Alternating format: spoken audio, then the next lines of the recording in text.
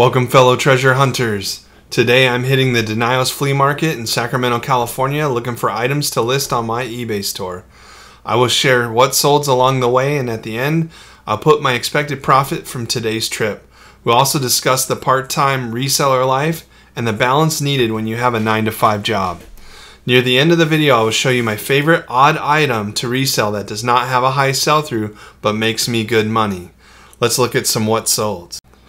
This Cal Poly sweatshirt was new with tags on a champion tag. They wanted $40 for it, and the tag on the inside said $45. Just going to totally pass. Not something I'm going to invest in. Not enough profit for me to list. In my thrifting videos, you'll see me picking up bags of toys. They're to sell like this. Those Octonauts came out of a bag that probably said like $5.99 on it for more toys than just the Octonauts. Turned it into 20 bucks. This is a cool little armor set there she was selling. And then I'm going to check out the rack. Love the racks in the Goodwill, but you always got to check the racks even at the flea market. You never know what somebody's going to have. On the end here, we get to a starter jacket. I think it's Steelers. She wanted 40 bucks for this thing. Would you have bought it? I remember checking it out. It had condition issues. I didn't have 40 bucks on me at the time, but I could have went to the ATM and got it. I ended up passing. I'm still like, it wasn't in my budget. But I think with the condition issues, I wasn't willing to put $40 on the line. I have a video I released of my Celebrity Duck purchase where the gift keeps on giving. Another $20 sold item there. I took an offer on this Sorcerer Mickey brooch. I think I had it listed for $25 and ended up taking an $18.25 offer. My favorite part about the flea markets is digging. Most people aren't willing to dig, so you never know what you're going to find in the bottom of one of these crates. So it's good to just get in there and check them out and see if there's something you can find for resale. This Hobbit book set came out of a storage locker and got $10.80 for the set. This estate sale find was a book DVD set for an instructional class, sold for 10 bucks. Part of my experimenting was buying large amounts of craft items to see if I could sell them. This took over a year to sell, but the Karen rugs are going to Australia to help somebody finish their rug. 25 bucks. Got these from a storage locker. I tried to sell them at the flea market, hosting my own booth, and nobody wanted to give me any money for them. So I took them home, I packed them all up, made sets out of them, and I've sold almost all my benchtop sockets. I probably made over 200 bucks on something I was just trying to get quick 40 bucks for at the flea market. So those deals are there to be made if you're finding them. But you got to be willing to pay some money and not get everything for free.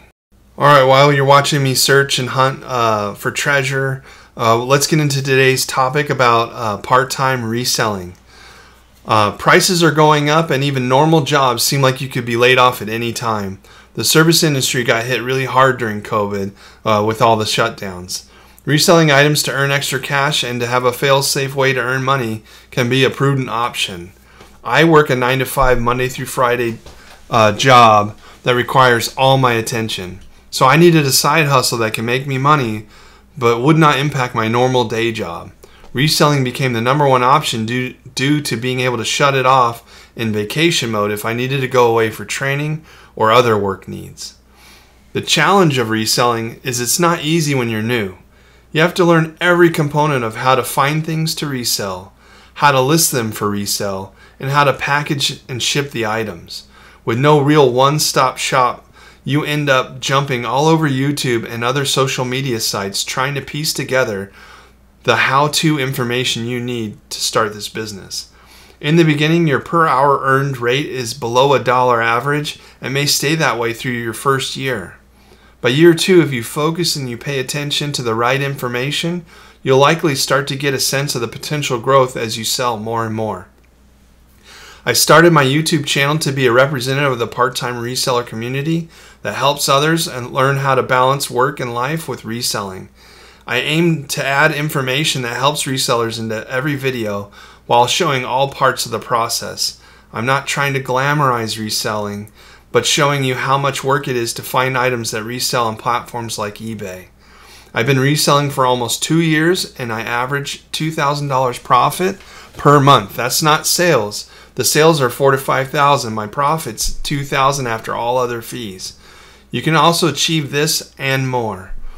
Time management is crucial to consistent results in reselling. My morning currently starts at 5 a.m. and I'm in the gym by 5:30. During the gym, I'm listening to YouTubers on resale topics or video creation ideas. I come home by 7 and I grab my items that sold overnight, eat and shower, and at 8 a.m. I start my day job. Fortunately for me, my wife packs the orders and labels them prior to our 10 a.m. cutoff for the same day shipping. Before the end of the day, she takes the shipping to the post office on her way to pick up the kids from school. When I get off at 5, I list 5 to 10 items for the next day as scheduled listings. I publish 3 videos a week, so let's tack in a couple hours every other day for video editing. And somehow during all this, I shoot off to source items to list. This is where I do a 2-hour Goodwill run during the week and pack in my Saturday and Sundays with large sourcing days. A typical Saturday or Sunday will likely have 2 flea markets, 3 thrift store runs, and maybe an estate sale or 2. I'm trying to get at least 70 items for the week is my goal. The process of reselling is very grindy, and you have to love finding treasure and being okay with the listing process. You have to be very detail oriented with a great memory to do reselling at a high level. My evening entertainment is also reselling content or eBay research. You can see by some of my what solds that I don't just focus on high sell-through rate items. While I'm trying to do that in my thrifting runs, I also try and find resale items at next to nothing prices. I'm what is known as a lowballer, except I don't offer. I typically just ask the price the seller wants and pass unless the price is really low. My goal is to get something for about 1/10 of the cost I think I can sell it for on eBay without accounting for the shipping costs. By using the 1/10 rule, I account for the 30% in eBay fees that I'll lose and the odds the item never sells in the first place, or someone gives me a lower offer. The less I spend, the more I can take offers. The goal is to have a net profit per month that helps me with the bills and expenses.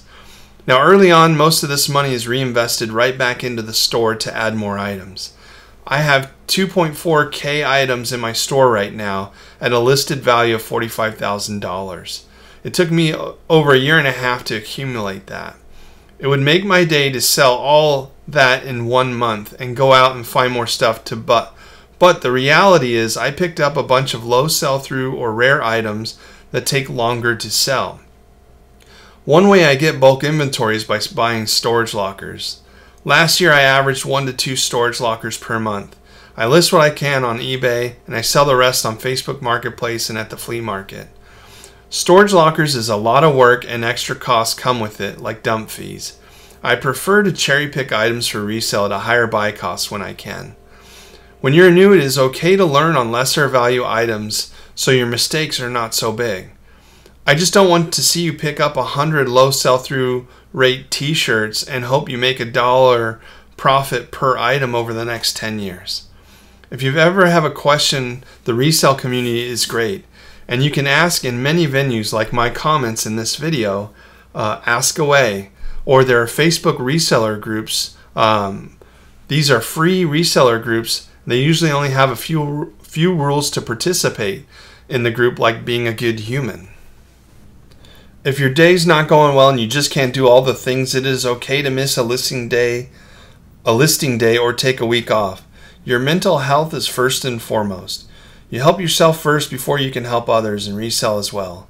To try and minimize impacts to missing listing days, you can schedule your listings out for a week or more to ensure you have some cushion just in case. All business decisions are within your control. I'm eyeballing these Hokas because I know I can sell them between $30 and $50, and I love the brand. It's totally saves my feet. Love wearing them. I'm going to show you some more what sold. Christmas in March, somebody bought this 4-pack of vintage dove ornaments from me for $10.80. I probably had them listed for over 8 months. So glad to get the sale. Part of my research and interest got me into what I thought was a laser disc, but it's actually a CED video disc. Sold that Duran Duran. In one of the storage lockers I bought, it had 2 full boxes of records. They were all the good rock and different stuff, and a lot of them averaged over $10 a sale, like this REO Speedwagon record. And when they're not $10, I typically sell them in bulk lots like this of 2 Ted Nugents for $15, or I'll sell them at the swap meet for about $3 a record. This Tommy Bahama silk tie was thrifted for about $3 to $5, and it sold for $15 probably after 6 months. Let's talk about the healthy boundaries to stay focused on your 9 to 5 job and not doing reseller tasks during your 9 to 5. Have you ever had that coworker who talked about their side business all day at work while not getting the work done on time at their day job? Yeah, don't be that person. You earn an honest wage and focus for who is paying you. Then when you are off the clock, you can turn on your reseller hat and focus on that. Until you can show you like reselling and can make enough to pay all your bills, medical, and other incidentals, then don't risk losing your day job.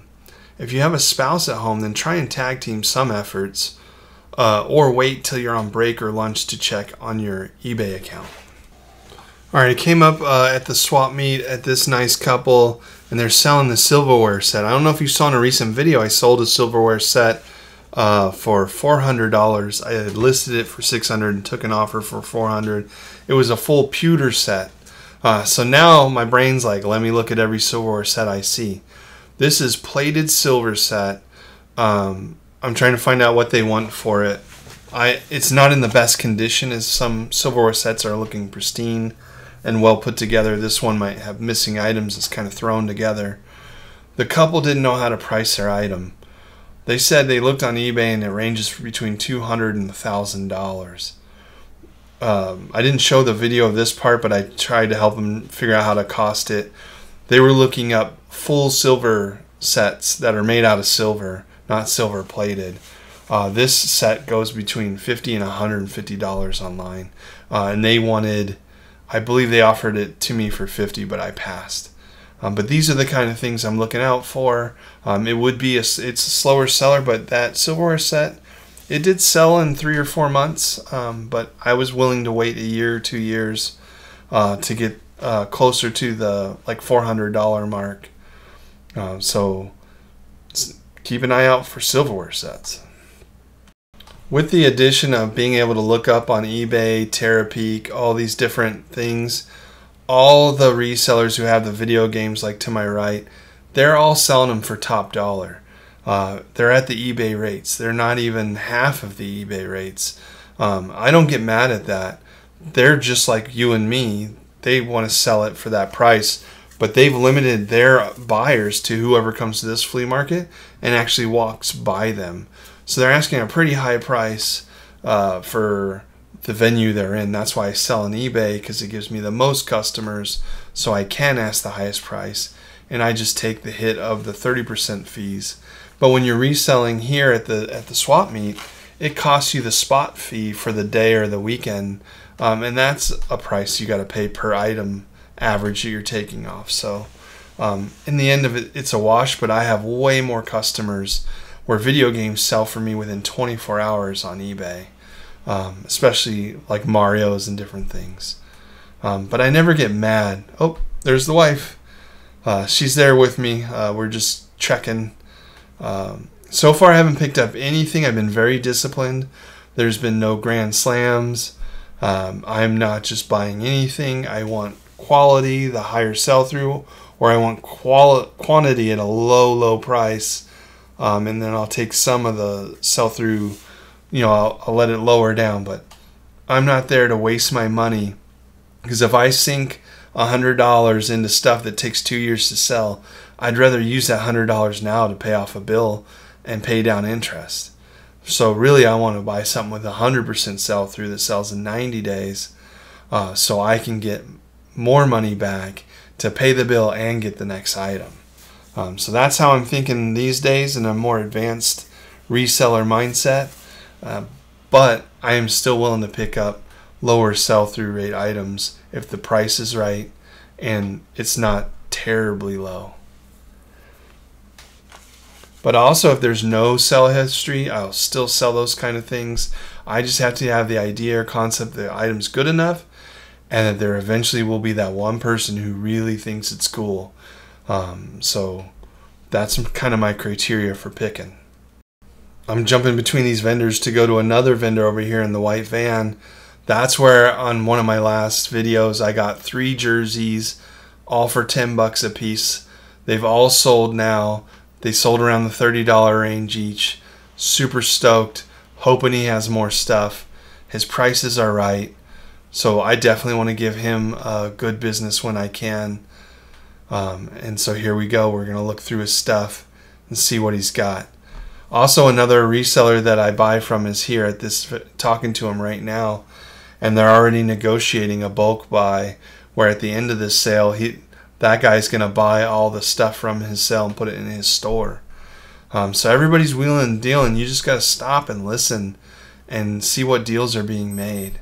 And maybe you can make some of those same deals. I just don't operate in selling some of the lesser stuff.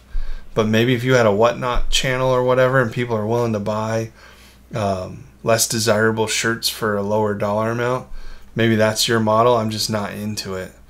I'd rather get $30 a shirt, $35 a shirt. If not, I don't really want to list it. But so far I'm striking out. I'm not finding anything today so far. I don't really do big objects like bikes and everything. Super. People don't want to offer you a lot of money on bikes. It has to be a very high-end bike.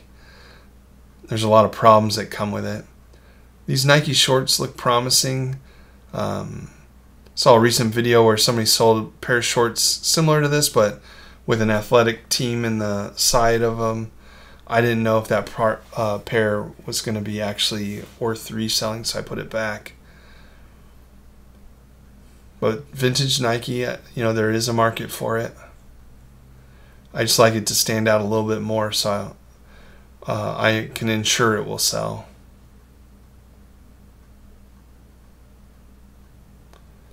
Oh, hats, hats, hats. I've bought in a lot of hats. I've sold a lot of hats. I'm not a huge fan of selling hats anymore. They have to be unique hats for me to sell them. Old company hats like PG&E, AT&T, those are the kind of hats. Old railroad hats. Those are the kind of hats I like to sell, where there's not very many on the market.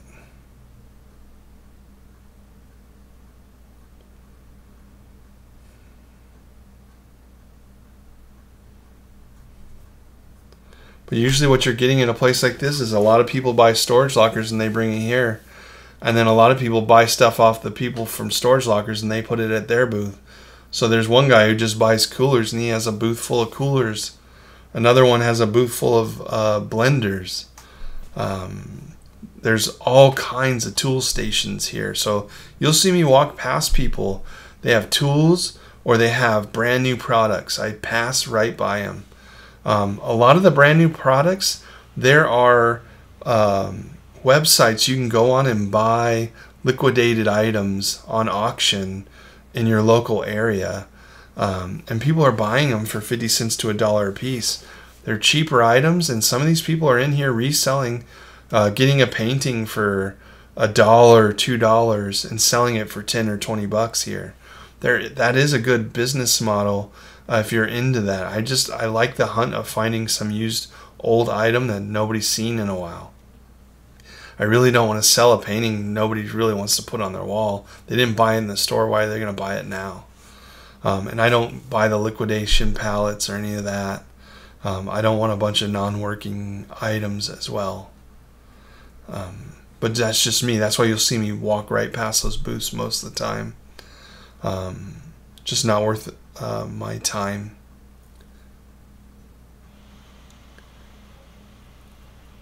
But this is a good day. One of the days I came here, there was not very many vendors. There was not very many customers. Man, it's picked up today. This is a really good Saturday. It was actually better than the Folsom Flea Market today, in my opinion, as far as vendors go and prices offered. There was way more deals here. And Sunday's the better day to come to this flea market. So really, I needed to come the next day. See, this is where you know they buy storage lockers, where they're just boxes like this. You got to get in there and you got to dig in every box. Get to the bottom, see what's on the bottom. So nobody else is going to put all that effort in, so you just don't know what you're going to find. As you saw earlier, Christmas does sell year-round, so I'm always looking for vintage Christmas items, old mugs, old books, all that, unique cookbooks, you name it. If it piques my curiosity, I'm looking it up. But you probably see me pass up stuff that you know is valuable. Let me know in the comments if I've missed something. I do not know everything. That is impossible to know that much. It takes decades and decades, and you still probably only scratch the surface. And your knowledge is dated to whenever you learned it. You still got to refresh that knowledge to make it match today's what's selling. But I'm always looking on the hunt for more of the odd or obscure item. But funny enough, when I'm buying a storage locker, a lot of the newer items are the things that sell so quick, like Christmas stuff from Kirkland Costco brand. That stuff in the box, if it's new, like new, man, you sell 60, 80 bucks for some of that stuff. People still want it because it was a limited run, and maybe they broke theirs or whatever. There's a Wham cassette. I'm going to get rich now. I've made my millions. I can quit. Not really. I don't even think I'd pick it up. But those are the type of cassettes I'm looking for, is the old vintage cassettes. I'm trying to find cassettes that sell closer to the $10 to $20 range. I don't think those ones really panned out, but I pull them out to look them up.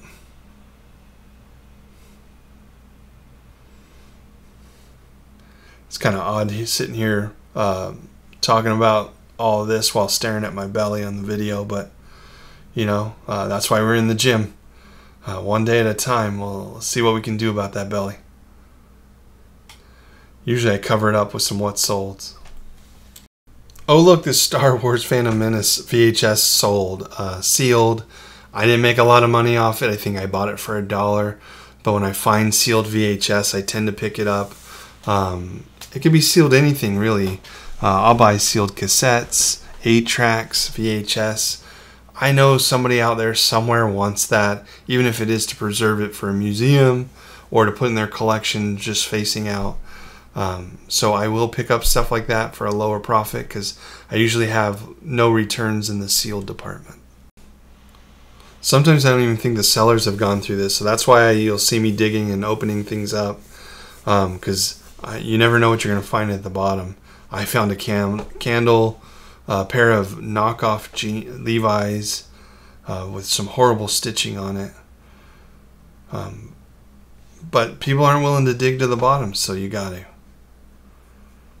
I've not really gotten into the lamps much. I probably could ship them now. I ship glass all the time. Not all the time, but a fair amount of time. Enough where I could pack and feel safe packing it. But I probably have some more work to do in that department.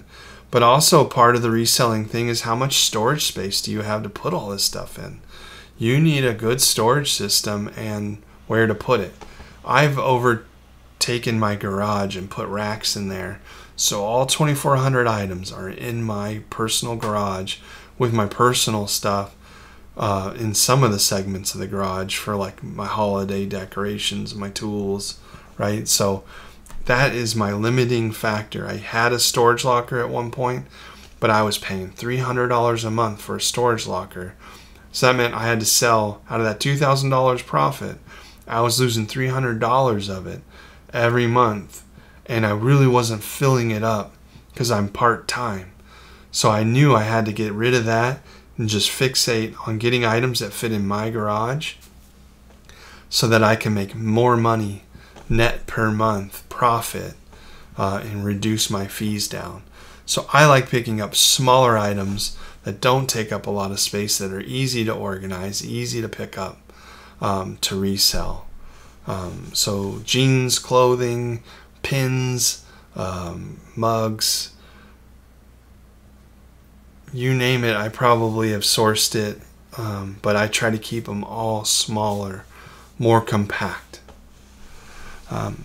If you got a different situation, you can make different business decisions, but that's just how I roll, so that I can make sure I'm getting as much money out of my effort as possible, so that eventually I can be debt free and pay my house off. Alright, if there's a place I haven't bought more consistently from every time I've come here, it is this stop. This is also the gentleman who helped me learn how to sell at the flea market. So I love giving him business. He's always buying storage lockers. There's almost always new boxes and bins to dig through. He's not gouging the prices. He's making good reseller friendly prices most of the time. So I like to come here and dig, see what I can find. And sometimes I'm digging for the first time and he's not even looked in. So it's even more fun. Like I bought the locker myself without any of the other fees. And then I just get to go pay the price for a limited amount of stuff. And spoiler alert, I do find stuff like the topic for today's video. What is that rare odd item that I make a lot of money on and find everywhere I go? It's yearbooks. Oh my God, people buy yearbooks and you'll never believe this. 2 of the yearbooks have already sold. I took offers on both. They went to the same buyer. What an amazing turnaround for yearbooks rates. They usually take longer than that to sell. So there's 4 yearbooks. I sold 2, and these are the other 2 that are also listed from just these 4 books right here. Just to drive this point further, another recent sell, Elm Park High School yearbook for $35. This is one of the more interesting days. He had a lot more inventory than normal here. So I'm just having a field day going row by row, peeking in. I feel like he's done a little bit of sifting. Like some of this is definitely organized. And I like to sell books, DVDs, CDs. Those are media, any media really. I prefer to sell. They're easy to list. They take up little space. You just got to learn what sells and what sells for a good price for your efforts on listing them. I've never seen these shoes before. They were kind of interesting. But look, a bunch of CDs. Now, I'll tell you, most boxes of CDs I look through, I don't even pick up one. So I'm looking through 1,000 to find one. Most often, that is my track record for finding a CD that I'm willing to pay money for. This grouping here is a little bit better than most. This is rock heavy CDs and a lot of early rock CDs. So let's watch as I pull them out. Scorpions.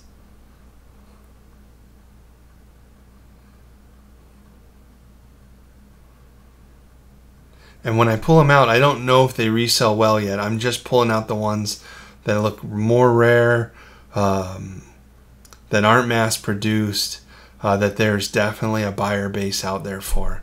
And if I can find 10 of one CD, like say Santana, and there's 10 CDs of Santana, if I can find the 10, I'll make a lot. Look, Y&T,